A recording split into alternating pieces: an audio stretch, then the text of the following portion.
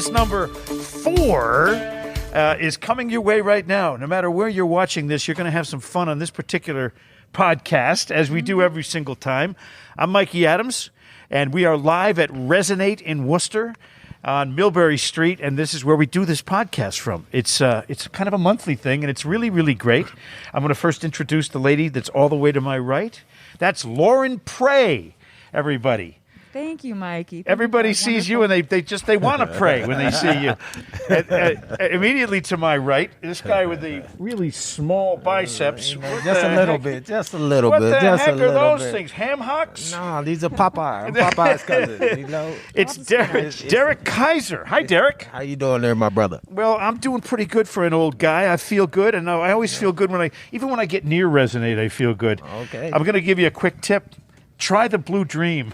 That's his favorite. Yep. I'm telling you. I mean, they're all great. All the different strains here are great. We know that because, well, experience tells us that. But I settled on Blue Dream as my absolute favorite of all time, and if you can't do better than here at Resonate, which is the finest dispensary in the entire Commonwealth of Massachusetts, bar none. And I know because I've been to all of them.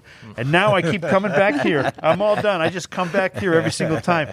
Now, Derrick Kiser is a guy who's in charge of an organization called Fresh Start. Yes, sir. And Fresh Start is, it says right on this little card here, it says a new way of living. What does that mean, Derrick? Hey, you know, a lot of individuals at the beginning of their life find themselves in certain situations that cause them to get in trouble in some form or another. So we just try to show them a different way to live, you know, and through our programming, we do that. So I can explain more later, but... But you've had a life's experience that just changed your entire direction, Okay. I understand. Yes, I did. Tell me about the chronology of that.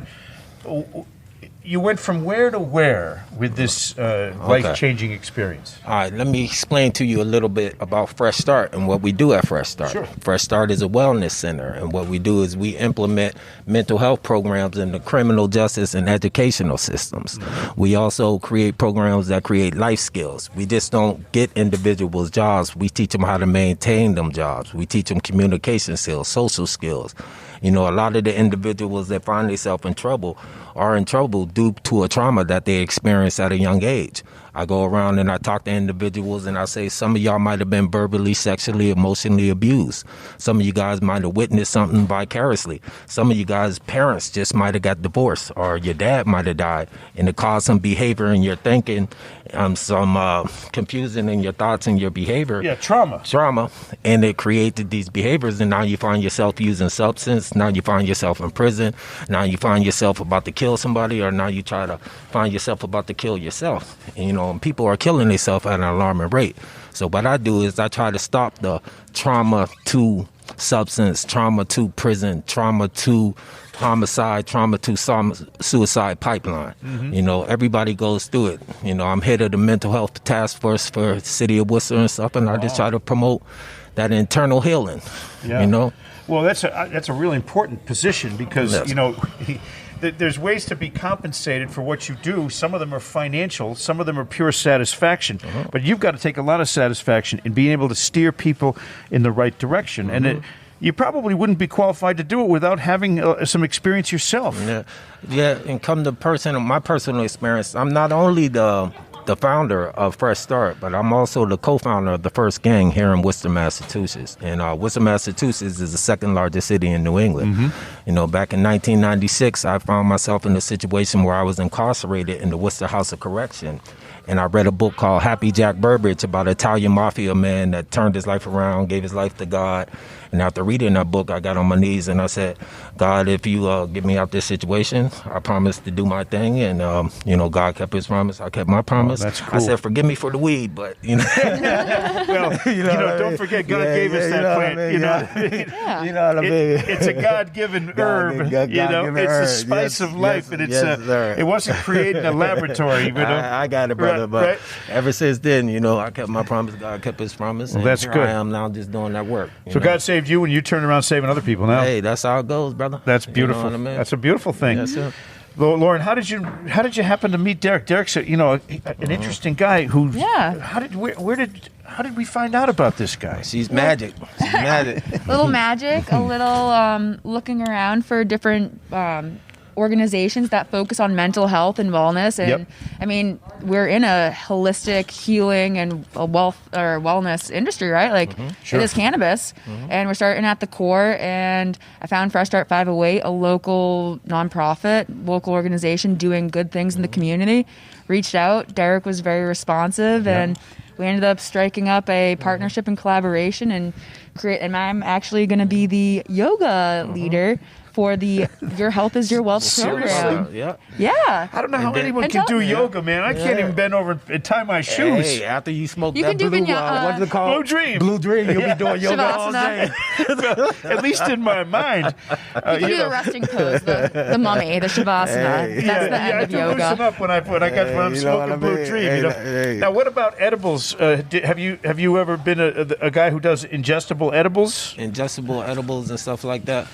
When it comes to my weed, I'm old school with it. I roll me a joint and call it a day. Right. You know what I mean? And a lot of time, due to the trauma that I experienced through my life, I'm not sure if you know, these are friends that were murdered on my arm. Oh, no, man. Yeah. Here, hold your microphone up so we can hear you. These are friends that were murdered on my arm. Fat Joe, Chris, Teddy, Dave, 12 Harvey, of them. Dre. 2 of them. And there's more over here. These are people you know that were actually murdered. One of my best friends died on my hands. So I witnessed things and I experienced things through my life that, people shouldn't experience. Right. Just like these military brothers, I ain't trying to judge the two, but we supposed to see trauma's trauma no matter where it's coming from. And losing people you love is a bad thing no matter what you're doing for a living. So sometimes when I just, smoke that joint gives me away from my little trauma and it helps me deal with my anxiety and my old suffering and stuff like that. So it gives you calm. Yeah, it keeps me that calm, that blue calm. But at the same time, also, when individuals that find themselves in the criminal justice system in court, and then they have a medical marijuana card, but they're on probation, and their probation is trying to violate them for smoking weed. And then I have to go to court and advocate for them because they got a medical marijuana card and they're doing good. So how are you going to sit up there and incarcerate him because he got a card now? And, so I go fight for that and advocate, the criminology about the marijuana too. It's hard to measure the impact that the archaic and stupid marijuana laws have had over decades in inner city communities as well as in suburban communities, whereby people's lives their records are changed based on that, and it also can sometimes, in the old days anyway, would induce an involvement with sometimes people who you might call undesirables, and it can change your life completely. But what I've found is that cannabis, there's alcohol. We know that that's addictive. We know what people do when they drink and drive. They know that sometimes they drink and they get aggressive and they go home and they cause all kinds of pain to people. We know about heroin. We know about illicit substances, cocaine, and so forth. But for some reason, marijuana has been put into a category for years with those drugs, and it's not a drug. It's an herb, and it's a natural. It's like drinking a cup of herbal tea for your brain. I'm a licensed mental health counselor. After all my trials and tribulations, I went to school and got a bachelor's degree at Worcester State, got a master's at Cambridge College. Now I got my licensed mental health counselor. Wow. So what I do is I talk about the brain development. The brain stopped developing at the age of 25. So when you get these individuals like little kids with ADHD, they're giving them all this Adderall, giving them all these pills. What do you think is doing to their brain development? Chemically, Chemically, what do you think it's doing? It's changing the ways that things are doing. So my fight is to find a healthier way, a holistic way of dealing with things. You know what I mean? Instead of giving them that, make that the last resort. And that's what they've been pushing ever since for the past 30 or 40 years, because it's all about profitability and, everything else. So when you brought up cannabis and you look what it could do to help these certain situations, that's what I'm an advocate for. I'm not here under the name of Fresh Start advocating for no marijuana. I'm here talking about the program that I do, but I also personally know the benefits from marijuana. You know what I mean? So. Right. Well, and you don't have to advocate weed in order to support it as for some people it's exactly the right thing. I've never really known anybody who smoked a joint and said, I think I'm going to drive 100 miles an hour. You know what I mean? Or be reckless with my... Generally speaking, it's the opposite effect where you say, I'll just chill a little bit. Maybe go 2 miles an hour over the speed limit and calm down a little bit with it, So it's different for everybody, and it's not right for everybody, but it sure is right for a lot of people, and in a very positive way. And a lot of the population that I deal with, smoke marijuana, and they use that as dealing with their anxiety and their issues and their traumas. You know, a lot of the gang members, a lot of people, the individuals that's under substance that's have all these stresses and these alpha factors that's making them deal with it. They reach out to the marijuana and to be criminology that, back in the days was something bad. So now, it's a new start for them. Now, so you're a joint roller like me. I got really good I used to commute from Connecticut, 86 miles to Newton, Massachusetts every day and every night when I had a TV show. And I got so good at rolling joints I could roll them one-handed while I was driving on the highway, like this. And then when you've been smoking weed a long time when you can roll a joint one-handed, Derrick, huh? Hey, you a bad brother. I don't know if I could do that. You a bad brother. I don't know if I could do that. What about I'm not going to say they were pretty. There's actually a commercial on Cannabis 101 that's like toasty, stoned. You shouldn't be driving high. And so now I just don't drive high or smoke while I drive because I get too embarrassed to. Not that, and I'm sure Mike doesn't do that anymore. I think I drive better when I'm high. Honestly, I pay more attention. I drive better when I'm high too, but again, too, guys, how am I going to do that with nails? It's already a struggle. I'm surprised you can even grip the steering wheel with those nails without cutting yourself. Right? Yeah, I know. I see something fly around, and I'm like, wait, was that? Please don't tell me that was a nail that fell. So these are all sad stories from your life, but the sad story isn't sad when you find a happy ending. Now, how much of a transition was it for you to make? I mean, okay, you said you were incarcerated and you were praying to God and save me, and I'll do you a favor and save some other people. But how difficult was it to make the transition from the life you had going, which was a difficult and dangerous one? There was plenty of obstacles. You know what I mean? My main thing is you minimize individuals' negative risk factors and you empower them with positive factors. And that's what I had. I had opportunity, I had support, and I had perseverance. But at the beginning, I also had an education, and through my trials and tribulations, I was educated myself in high school, and I went through it. And my little old Caucasian suburban white teacher grabbed a hold of my little ass back in the days, and Miss Reynolds, and she got me right. Did she? Yeah, see, I got kicked out of all the schools. They sent me to an alternative school, and I was just a little badass, Yeah, and right. Between the teacher and my mother's support and the principal right there that I still communicate with, she's my mentor. She got a hold of me and changed my whole life around, and I have her nothing but love for that. But it was, there's certain people that's put in people's life to show them that you can make the impossible possible. I tell people that all the time. You talk about all this new technology. It took somebody to do that. You look at the Wright brothers when they're flying the planes. The other one went to the other one. Yo, bro, I'm going to fly a plane. They smoking a joint. And the other one looked at him and said, yeah, you're going to fly. And they started flying and manifest that shit to happen off some weed. They only went like 23 feet the first time, but you know what? It's a start, right? Yeah, but that's what I'm talking about, because we're human beings and we can make the impossible possible. We're critical thinkers, you know what I'm saying? And until you start pushing yourself and getting out of your comfort zone and start dealing with other people and other cultures, and it's okay to disagree, just don't be disagreeable, right? And that's the only way to grow. So I just go around here, man, just pushing my buttons and meeting the right people, and those are the people that supported me and helped lifted me, and the grace of God, my spiritual realm got me through it. That's a good thing, man. Yeah. You've done extremely well. I can tell already that you're going to have a lot of impact on a lot of lives, and there's no more noble cause than that in life. Is to change people for the better with clear thinking, and that's the thing too. You get involved in too many substances, as I did. Your thinking is not clear, and your direction and your motivation isn't there because you don't know what the hell you're doing. It's all about getting high again. But for some reason, I'm a huge advocate, always have been, of cannabis. To me, the creative side of life. The thoughtful side of life. I think love is better with cannabis, and I think even cable television is better with cannabis. Yeah, absolutely. Right? Sometimes I find myself watching a commercial and go, "This is great." Oh wait, it's a commercial. What am I doing? What the hell's going on? Smokey. Yeah. Yeah, right. So have you?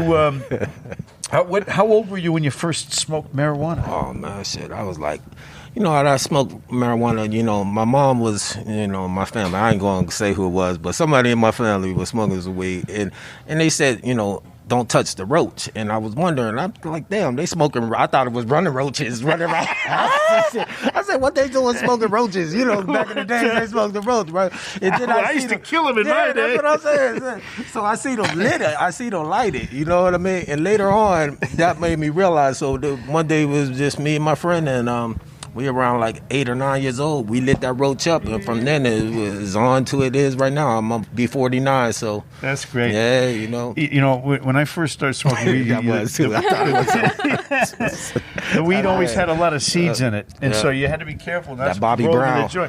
All of a sudden, pop, pop, pop. I was gonna say, yeah. You said, what the heck happened here? Yeah. But that's that $15 stuff from Mexico. I used to. But that's a long, long time ago. Now it's come such a long way. There are scientists and botanists and people who know what they're doing, taking out all the impurities and all the seeds and all the sticks and all the. Now you get the pure thing with a higher. You don't have to smoke the whole thing. You can take 2 hits, put it down, and it's a whole different world. It's great. Let me give you a little criminology on that. And this what I mean. Back in the 1970s, there was around this much of mental health. They were focused on hallucinations and all these different things. Jimi Hendrix, acid. Right. Trying to My first find out, concert, by the way, Jimi Hendrix. Okay, finding out all that inner thoughts, what's going on with the mind. That was the main focus, right? So here we are in 2020. Mental health hospitals are here. Prisons are up here. Mm-hmm. Do you see where it went? Yeah. And that's where it goes with the marijuana. Now, is that because of the law and the societal impact of it? You think it's all about the money? Huh? All about the money. Private prisons, private organization, private prison, the war on drugs, et cetera, et cetera, et cetera. Right. And that's what created the problems. If they would have kept focus on the mental health, using creative drugs like the marijuana and all the rest of that stuff, it might have went to the cokes and everything, because we have more understanding of what's going on and what the drug was available. Yeah. And we'll have a better effect of what the mind is doing, because a lot of individuals use substance as self-medicating because of a trauma or because of a self-situation that happened in their life. So they're not using, hey, I want to do some heroin to shoot some heroin for no reason. No. Something went on or something ended up happening for them to shoot heroin. The impulse to self-medicate is when to take the pain away. Yeah, so that's what I'm trying to say. So if you start figuring out stuff, and you could use the cannabis or the other drugs to be able to help understand in the mind. Sure. So I was just trying to connect the criminology of that aspect, because it went off the prisons, and that's what was built off of. So. See, I'm a badass. I got busted in a car wash for weed at 2 o'clock in the morning. And the guy came and he's handcuffing me because I had some weed in the back seat that he saw with his flashlight. And I'm singing, "Bad boys, bad boys." I was being funny, No, he didn't think it was that funny, But that's the only real handcuff problem I've had. We're talking to Derrick Kiser. He's the, are you the president? Yes, sir, CEO.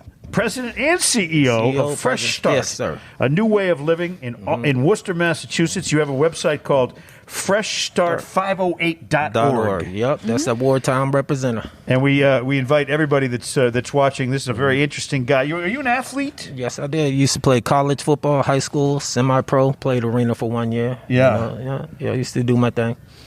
Got some serious arms going here. You want to arm wrestle? That's all that green around here. I ate my You want to arm wrestle for $50? Nah, I thumb wrestle. That's about it. No, okay, because I'm like Gandhi and Martin Luther King. Peace be on y'all. He's got these guns, but guess what? He's still afraid to arm wrestle me, and I can't blame him. He smoked that blue gum. You know what I mean? So, Blue Dream. Blue Dream. Yeah. Blue gum. I Blue Chew. Yeah. Hey, it's blue. That's great. That's great. Well, Derrick, we want to wish you the very best in what you're doing. Before I stop, I just want to mention, I want to appreciate, what Resonate did for us. If you can explain what you guys did and, helping us out with the program. What was it? If you can explain what you guys did and how we connected and what happened after that. Absolutely, yeah. So, I'm Lauren. I'm here on behalf of Resonate for public relations, doing social media and marketing. And so I reached out to Derrick in January for Mental Health Awareness Month. And this is, I mean, as we've just spoke about, like going to the core, talking about really what's going on in the mind. And so working with Fresh Start 508 with our Highatus, our highest selling product, which is the Hike Your Own Hike. Five half-gram pre-rolls, and so every sale of that went to, or $1 went to Fresh Start 508, and so we did like a little, just like a collaboration. But from that, now we have the Your Health is Your Wealth program, and so we're going to be continuing to do that. I'm going to be volunteering there, and I mean, do you want to share a little bit more about Your Health is Your Wealth program? That's what I mean. I just want to appreciate you and thank you. You are appreciated, Pete, and your whole team here is just a beautiful team. My brothers, my new brothers, and I just want to thank you and thank Resonate, for what they did. They didn't have to come. You didn't have to come see Fresh Start. You didn't have to do what you did, and I'm looking forward to our future and what we got down the line. I got a lot of ideas coming. I don't want to get too much into Your Health is Your Wealth until we're ready to bring it, and we could come back maybe next month, and we'll come down and explain it all to you. Yeah, very what cool. I mean? But I just want to let you know, thank you, and the whole Resonate family, thank you for all you do, and thank you for what you do in the community. You definitely are appreciated.